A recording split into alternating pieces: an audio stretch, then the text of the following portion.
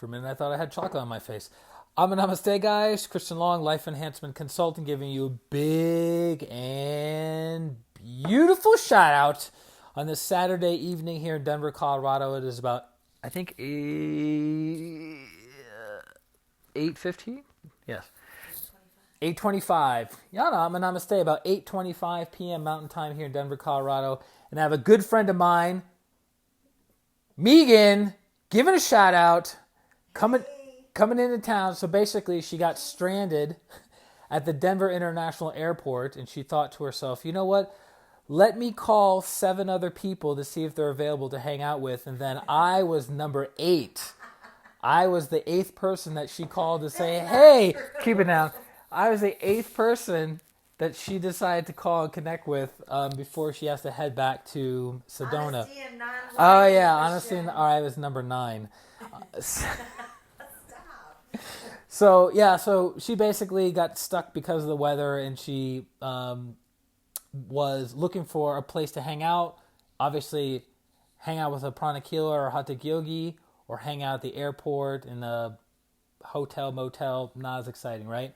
And so we started talking, and we had some realizations that we have the choice as pranic healers or hatha yogis, as students and disciples of Grandmaster Choa Koksui, the modern founder of pranic healing or hatha yoga, that we have the choice to connect with people from over 90 countries, over 1 million people in over 90 countries around the world who are like-minded, who share similar values, who share a similar spiritual path, similar meditation and purification practices.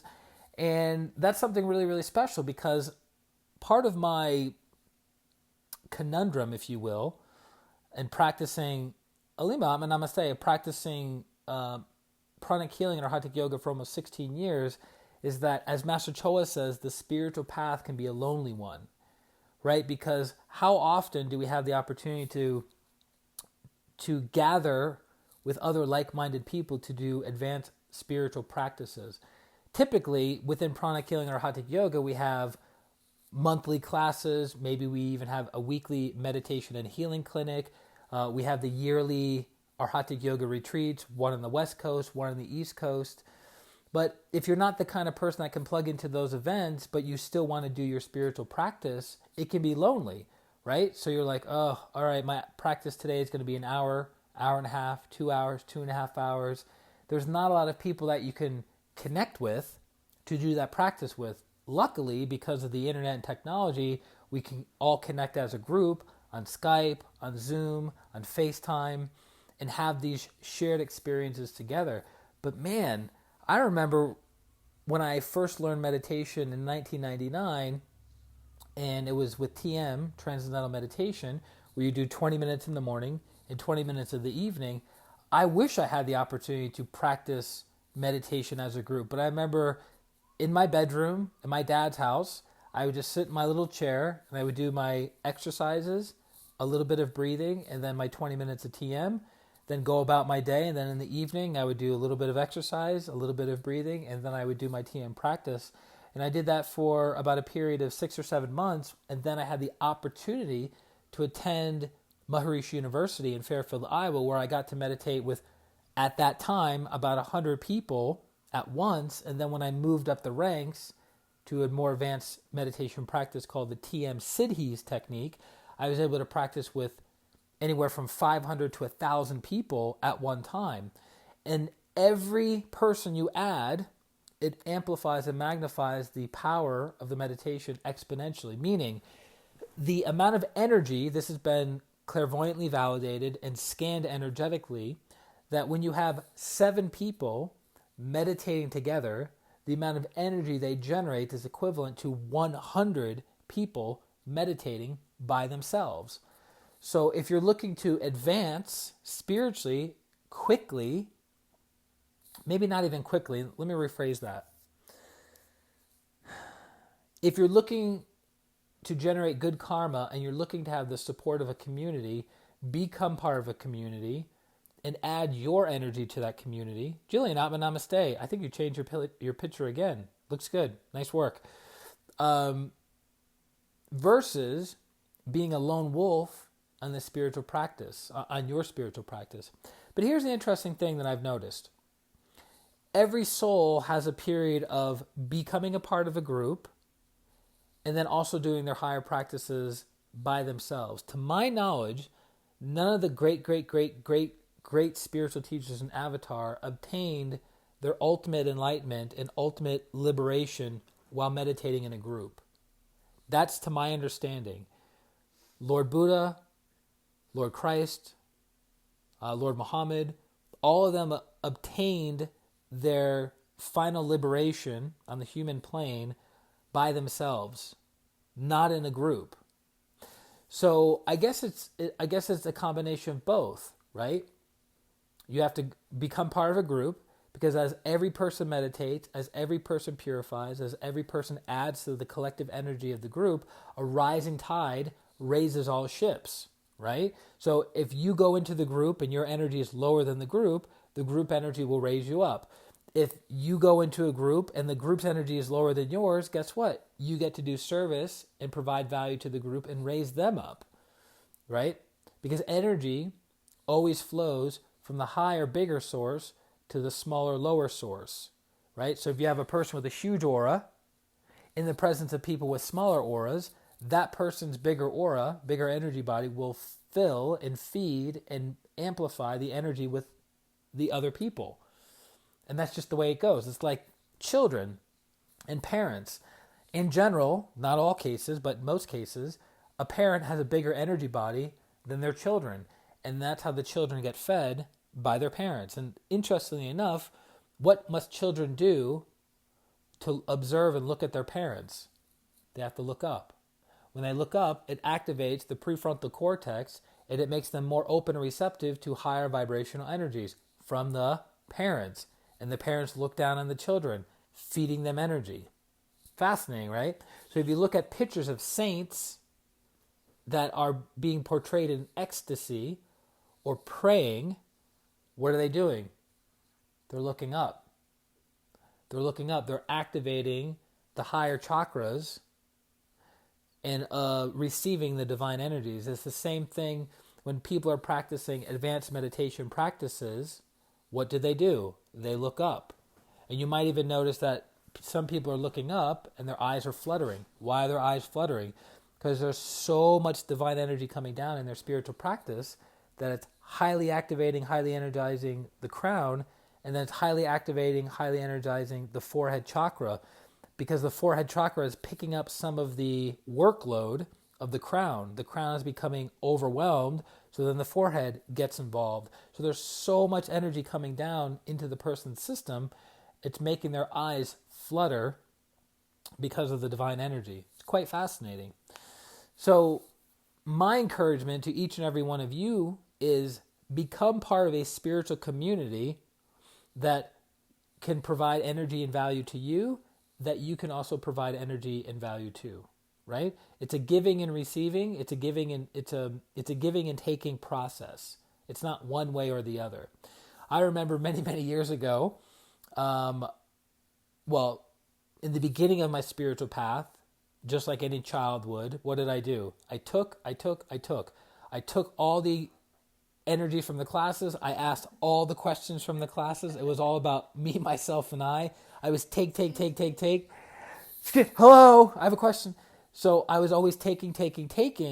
And then when there are opportunities to receive healing, guess what? I'll take some healing. Yeah, right. Hey, right here.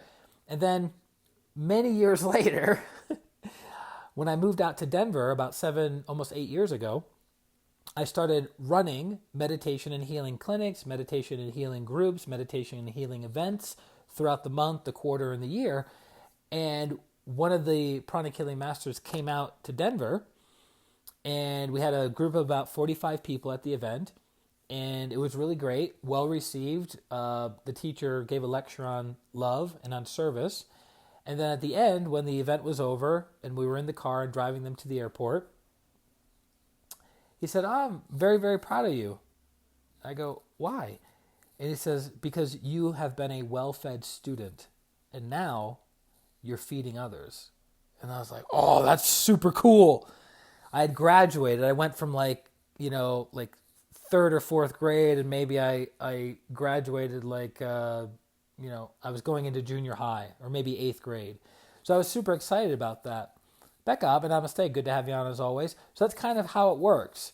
When we get involved in a spiritual community, that spiritual community is feeding us, guiding us, helping us, assisting us, healing us in some way, shape, or form, till eventually, guess what? We start guiding, helping, healing, feeding the new people that are coming in, or even the senior people who are having a boost or needing a boost in their lives.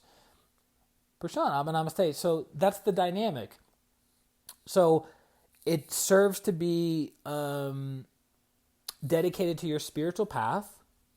And sometimes you're going to have to be the lone wolf. Sometimes you're going to have to do your practice by yourself. And then other times you can become part of a group and become part of a community and help that community grow and evolve and learn things and get different perspectives and different feedbacks and different background understandings to help those people progress and evolve. And I remember there's our Hatha Yoga online group that I'm part of, and one of the facilitators of the facilitator of that group, he said to me a couple years ago, he goes, Christian, good to have you on. It's good to have you realizing that maybe the lone wolf path you've been doing for a little bit too long, because that's kind of how I've been for most of my pranic healing practices. I've been very lone wolf in my approach. Either I'm practicing entirely by myself or I'm leading a group, but very rarely do I become part of a group just as a participant. So that took me a little adjusting, if you will. But I do want to encourage people. So you have the two kinds of people. You have the lone wolf people that I'm encouraging them to become part of a group occasionally, to help that group, to feed that group, to be of service to that group.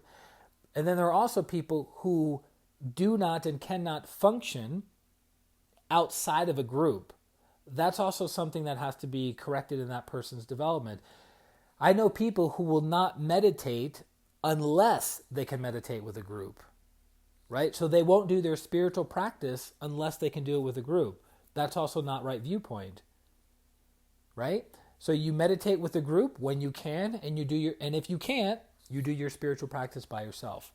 So Prashant says, question off track to your topic. Hey, we're mixing it up tonight, right? Because we got a special guest here. Yeah. So question of track to your topic. She's very dedicated to peace. What do you normally write on board behind you under? Oh, so on this board behind me, I write, who do I have to forgive? I write my 2020 or my 2019 or 2018 or 2021 or whatever year we're in. I write my intention, right, of what do I want to accomplish. And then what's the other thing? I write, and then healings with certain people that I have to keep track of. Diana, namaste, girl with your purple hair. So Grandmaster Chola Koksui said in his book, Achieve the Impossible, everything must be written down. Everything must be written down. So when we write things down, we physicalize it. Instead of keeping it in our head, keeping it on the mental plane, when we write something down, we make it denser, right? So that's why I have the whiteboard behind me and then I write certain things. Okay, I have to forgive this person. Aha, Mr. Long, indeed. I have to forgive this person. I have to do healing on this person. I have to do healing on that person. The people that are on that board for healing, those are not clients. Those are other purposes. For those of you who have been reading the newsletter and following the newsletter, you'll have an idea of who those people are that are on that board. And then I have a picture of my son. I have a bunch of things. Yana says, it's good to have you on, Yana, as always. Yes, people in service for pranic healing is always giving. As pranic healing instructor, it's 1,000 times giving. 16 years teaching, I can tell. But because of energy law, it will come back also. Yes, it's a very good point. So in the prayer of St. Francis of Assisi, which is connected to the Twin Hearts meditation that we practice as pranic healers, there's a stanza that says, it is in the giving that we receive, right? It's not in the receiving that we get to give. It is in the giving that we receive. Therefore, if you want love, you have to give what? Love. If you want money, you have to give money. So if you want higher spiritual teachings to be made available to you, what must you do? Provide high spiritual teachings to other people, right? And Master Toa says if you want to master a subject, you must teach it, right? If you want to master a subject, you must teach it. So when we jump on and do these live streams throughout the week, what am I doing? I'm doing service. I'm also teaching, sharing the teacher's teachings, which is entitling me to what? To higher teachings and to higher understanding. Because karmically speaking, if I help you understand a spiritual truth on one level of truth, then to a higher level of truth, then I've just karmically entitled myself many, many times to understand higher spiritual teachings and higher spiritual truths. Really cool, right? So this principle is universal. It doesn't matter what profession you're in. It doesn't matter what area of life that you want to improve. If you want to find your soulmate, what's a great strategy? Help another person or persons find their soulmate. If you have relationship conflict in your life, number one, heal your relationship, but also help heal the relationships of other people. I'm talking to a few of you on here, right? So if your relationship is not going well, help other people's relationships go well, then you will be karmically entitled to have your relationships go well. Make sense? Sounds simple, which it is. It's not easy, right? Because we have programs, we have weaknesses, we have negative tendencies, we have laziness, we have all these stories that come up for us when we're in the process of going from where we are to where we want to go. So I hope that helps. I hope that makes sense. I hope that's clear. What else? Are there any other questions, comments, concerns? I feel like there's one other thing that somebody wants to bring up. Just put it in the comment section. There's usually a 15 to 20 second delay on Facebook. For those of you who are looking for healing, for those of you looking for transformation, for those of you who are looking to improve the quality of your life, if you're in the Denver area, ChristianRLong.com. I mean, we do distant healing. It doesn't really matter. And if you're in the Sedona area, hello, Megan McHugh, Sedona Sacred Rocks. I'll tag her in the stream so you guys can find her, right? Cool. Yeah. So, also, it's funny. I have right in front of me, I have one of Grandmaster Choa Kuksui's books called Advanced Pranic Healing. It took him 5 years to write this book, and he says it nearly killed him of how difficult it was to write this book. And because he ate, slept, drank, dreamt, lived pranic healing at that time when he was writing the book. And he talked about receptivity. Yay! He talks about receptivity. And it's interesting because people go, well, I don't know if I should work with this person or work with that person, right? One way of finding that out is, do you resonate with the energy of that person? Because if you resonate with the energy of the healer, with the coach, with the mentor, with the advisor, the likelihood of you getting results is going to be faster than if you work with someone that maybe is more experienced, or you work with somebody that has more credentials, because receptivity is one of the key factors that determines whether you get healed quickly, whether you get healed slowly, or whether you get healed at all, right? To give you an example of that, I remember, what's a good example of receptivity? So there was a guy who was a basic pranic healer. I think he took level 1 and level 2 pranic healing, and at that time I think I'd been in pranic healing for maybe 4 years. And of course, I was in for 4 years. I took almost all the classes, and I thought I was an expert and I knew everything, right? So it was funny because I was in class in Orlando, and one of the masters was teaching, and we were supposed to break up into groups and to start doing healings. And so I was like, well, I'm going to walk around and I'm going to assist other people because I'm the most senior practitioner in this room. So I'm going to walk around and assist other people. And instead, the master said, no, team up with this guy. And I was open and receptive to this guy, right? I liked him. We had a connection with one another. But I was like, he's just a baby healer. He doesn't know what he's doing. I'm this like super advanced healer, right? Funny how negative pride slides in all the time. And so he started healing me.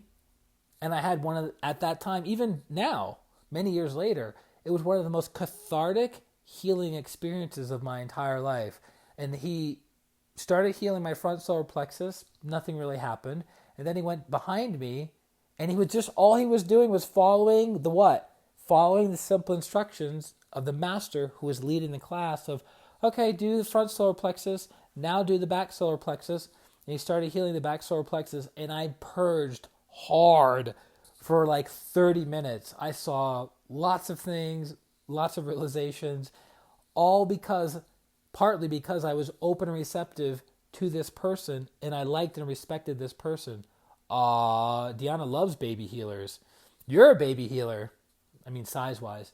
So it was a really good experience because I liked him. But I know other people who are very advanced healers, very good healers, that don't produce results with certain people because those people don't like that person. Those people don't like that healer. Those people have preconceived ideas about that person. Right? So receptivity and liking that person is important. So the reason I was bringing that up is, look, we have an advanced healer here. We have an advanced healer here. Which healer do you choose? You choose the healer you resonate with. You choose the healer that you have compatibility with, right? It's not necessarily about who's the more advanced healer. It's about receptivity to that person. Because when you're receptive, what happens? Energy flows. The congestion flows out easily, and the fresh, clean, healthy prana flows in easily. Very, very important. And I like in this book, when Master talks about there are some people, because I can think of a bunch of people that come to mind, there are some people who are not receptive to anything. There are some people who are not receptive to anything. So I hope that helps. I hope that gets some of the gears turning, because for us who are healers, or for us who are service providers, right? We want to connect with people who we know, like, and trust.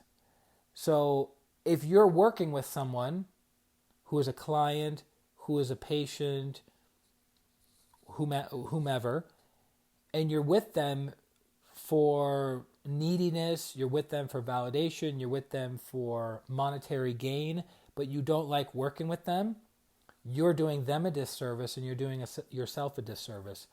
Cut the connection. One of my mentors, if there's disharmony with the person that he's working with, meaning the person starts to become aggressive or demanding or ingrateful for what's happening, he cuts off the ties. He will literally give that person their money back and end the relationship, end the healing relationship. And not a lot of people do that because certain people have low self-esteem and low self-image that they'll allow somebody to psychologically or verbally abuse them because they're paying them, because there's an exchange. He's like, I don't care how much you pay me. I don't like your attitude. You're not following the simple instructions. You're not doing the homework assignments. Out, cut, goodbye, no more. I think I've fired maybe 2 clients in 16 years. So I'm not really like that. I don't attract a lot of people who are disrespectful because I'm very respectful to my clients and I show up professionally and I am consistent with how I work with them. So it's super, super rare for anybody to be like that. Namaste, beautiful and amazing advanced healers. Yeah, that's right. Yana says, yep, that happened to me. One student had no student to practice, and I thought it was no good to practice with me because I was giving the workshop, and boom, an amazing healing. Yeah, isn't that funny? Because we're covering so many topics tonight. We're kind of all over the place, but whatever. You're engaging. So as long as you guys are engaging, energy's flowing, we'll keep it going. So the great ones, the great teachers who guide the evolution of humanity are simply looking for people to raise their hand and say, I am ready, willing, and able to be an instrument of goodwill. Bless you. And if you raise your hand, they are going to use you, right? If you raise your hand and say, I want to help, I want to heal, I want to be of service, I want to alleviate suffering, they go, okay, great. We'll empower you with these energies. And then you do your miraculous healings and then bam, people are transformed. So it's not so much about whether you're an advanced healer or whether you've taken one class on healing or 20 classes on healing. It's your receptivity to them, and then they give you the tools, the insights, the empowerment, the energies necessary to produce miracles for those people. Does that make sense? Yeah, Deanna, get it, girl.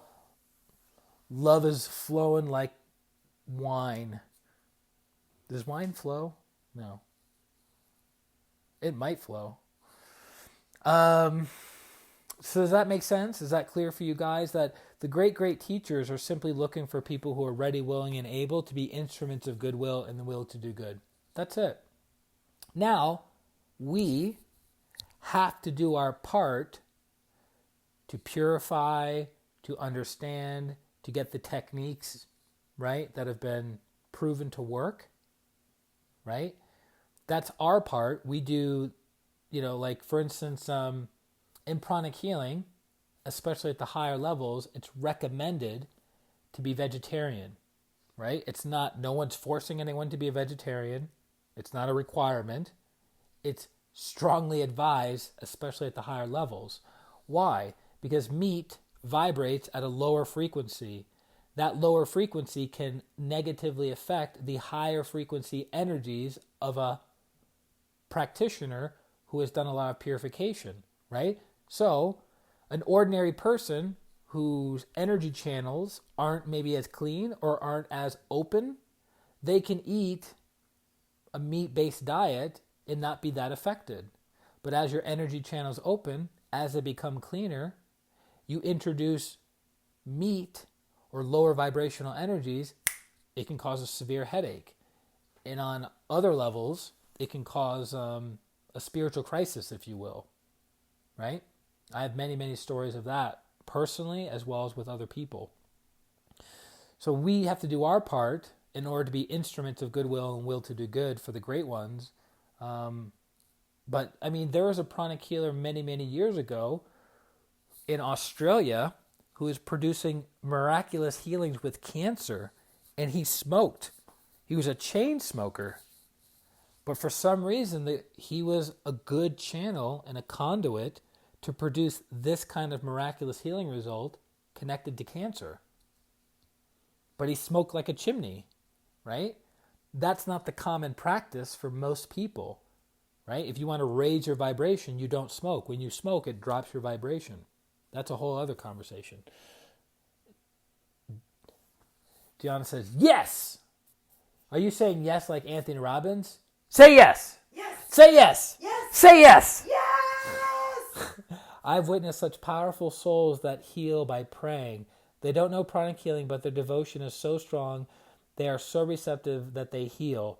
They are so humble, they aren't even aware of this power, and they keep working in silence. Yeah, that's a good point.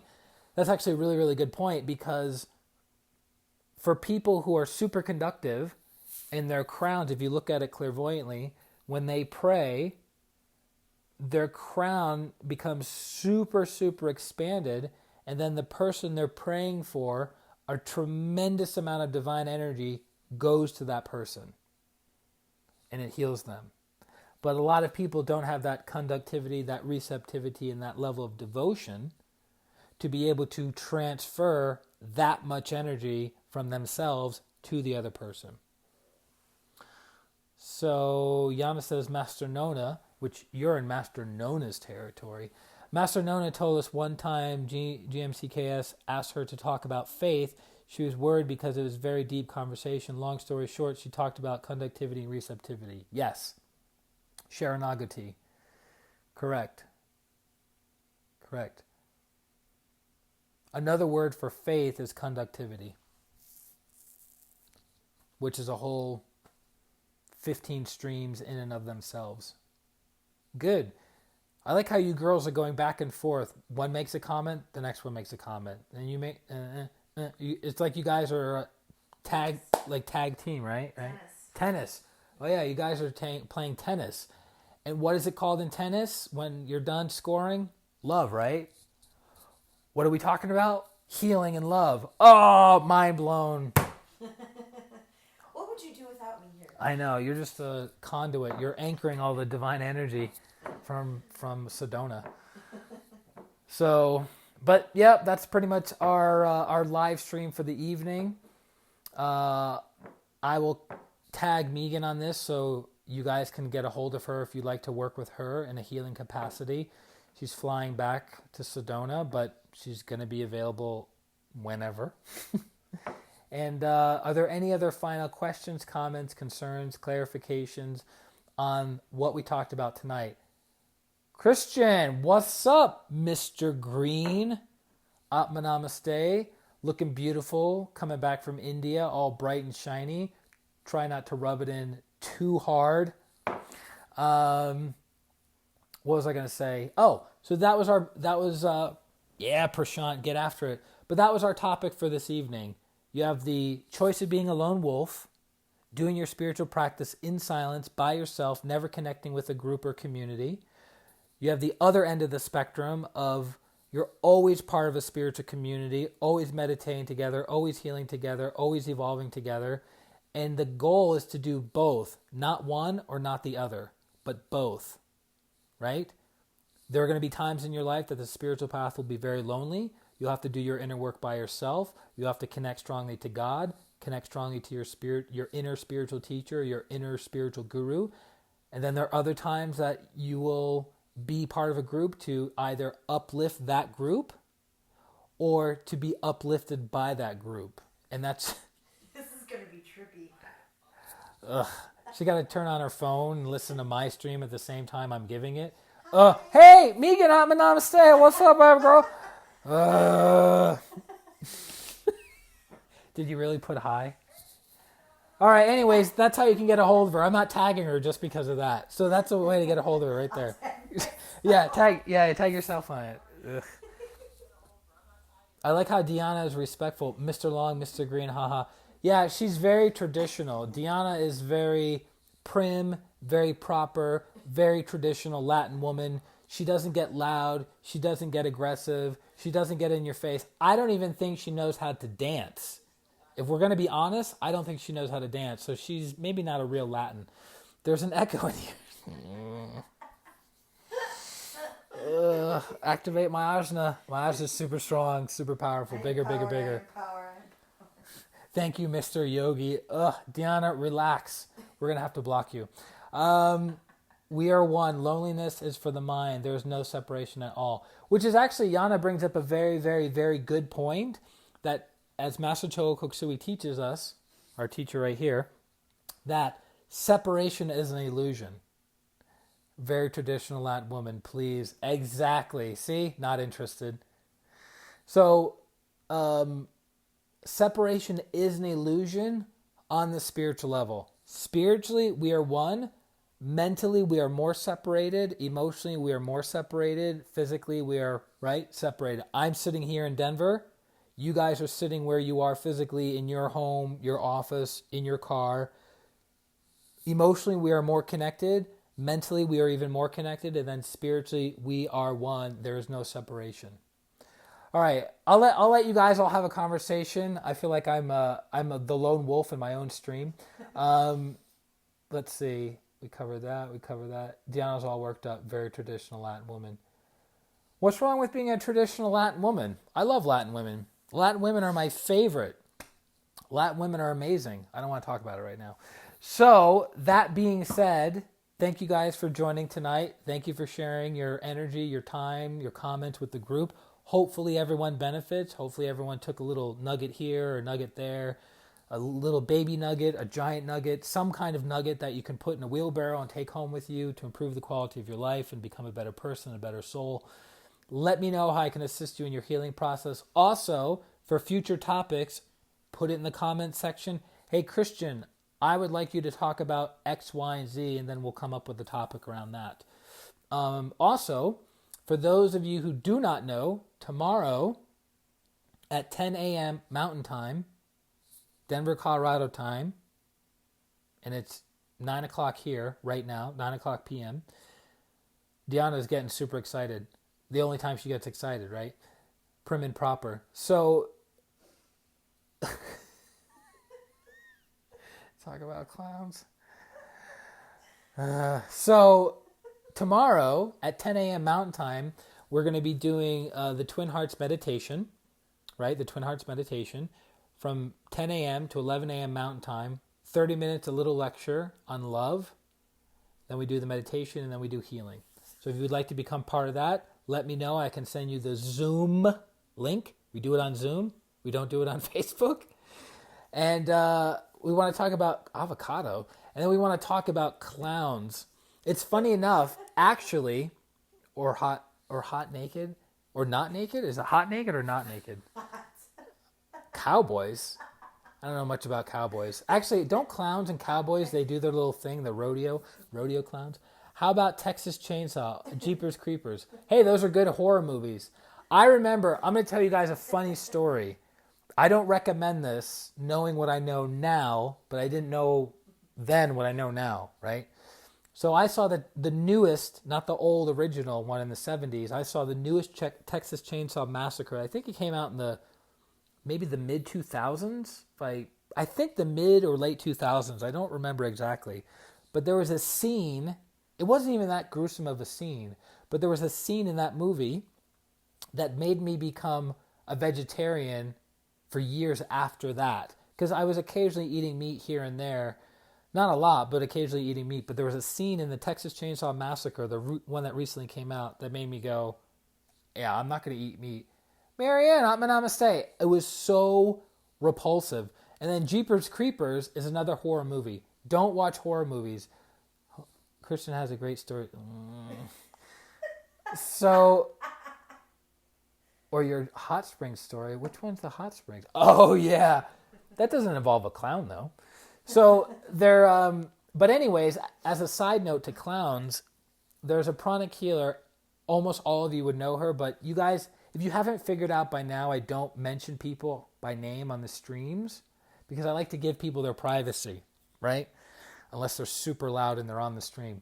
But in general, I like to give people their privacy, so I don't name names. But there's a pranic healer that I'm sure almost all of you that are on the stream know who this person is. And she talks about the clown chakra. And I was always like, what's the clown chakra? Come to find out, the clown chakra is the sex chakra. Funny, right? Everyone's on. I like to meditate. What time? Okay, Yana, I will send you the link. It's 10 a.m. Mountain Time. So it's 9 o'clock in Denver right now. I don't know where it is for you. An hour ahead, 2 hours ahead, 3 hours ahead. 10 a.m. tomorrow, Zoom. I'll send you the link. Talk about movies. The spiritual teach. Ooh. Okay. All right. I will give you guys. I did a stream about this 2.5 years ago that a lot of people really enjoyed, and Prashant brought it up today. So I'll do a stream about a horror movie and what it does, right? And then I'll do a stream about a movie that we saw at the 21 Days Spiritual Vacation with the Masters. And I'll talk about the different energies and how we can... Yeah, I think that would be good. So, all right, so we can have a topic about that. Scary clowns. I know a guy in Denver. I'm not going to name names because I don't name names. But he's an attorney. He's an attorney in Denver. A grown man in his 40s who is not a little scared, not moderately scared, not really scared but paralyzed, terrified of clowns. So every Halloween, he hides in his house, closes the blinds, hides in the house to avoid any and all interactions with clowns or elves. He's an angry elf. What's that from? Is that from? Elf. I never saw Elf. I know. Everyone wants me to see it. Here we go. Another topic. Let's talk about the movie Elf with Will Ferrell. I've had now 3 people tell me I have to see that movie and it'll be like one of the funniest movies I've ever seen. I don't know. I've had a lot of people tell me, you got to see this movie. I see it, thoroughly disappointed. So I'm a little resistant. I like how some people say, instead of resistant, they say resident? Resistance. Yeah, maybe. They say it some weird way, like they're getting all fancy on me. So Deanna says, the association between scary clowns and attorneys. Good one. Scary clowns and attorneys. Scary clowns and attorneys. Where could you go with that? Chronic healing attorneys. How do we steer that? Attorneys need a lot of healing. All of us on the planet need a lot of healing, but some professions require more, deeper, and often healing than others. Attorneys is definitely one of them. Why does my hair look super light in this light? It looks like my hair is becoming lighter. I used to have not blonde hair as a kid. My hair has actually gotten lighter as I've gotten older. Mind blown. Yeah, Yana gets it. Good one. Good one what? Why is your finger pointing up to the teacher? It's funny. Your finger's pointing up right at Master. Scary clowns and attorneys. Oh, yeah. Yeah, we'll have to figure that out. Deanna's on point. If you guys ever want to combine like philosophy with foreign languages and romance, so philosophy, foreign languages, and romance. Oh, and history. Philosophy, history, foreign languages, and romance. Talk to Deanna. Because she can take any topic, any person, any scenario, and somehow interweave deep teachings of all 4 of those things into one. I don't know how she does it. She's a weirdo. And she knows how to raise the roof on Facebook. If you're not following Deanna, definitely follow Deanna. She knows what time it is. So that's it, guys. Thank you very much for sharing your time, your energy, your love, your sweetness, tenderness, and joy on this stream. May the good karma come back to you and your family many, many, many, many times. The blessings of God, so be it. The blessings of the teacher, so be it. OMG, what an abstraction, Mr. Long. Yeah, see? And I nailed it. See? Validated that spiritual connection. You're welcome. Love you guys very, very much. Follow me on Instagram. Oh yeah, follow her on Instagram. I don't follow almost anyone on Instagram, but follow her on it. What are you doing? That's a you gotta higher up. Now I can see your face, so now it's not as funny. We'll send her back to Sedona soon enough. Love you guys very much.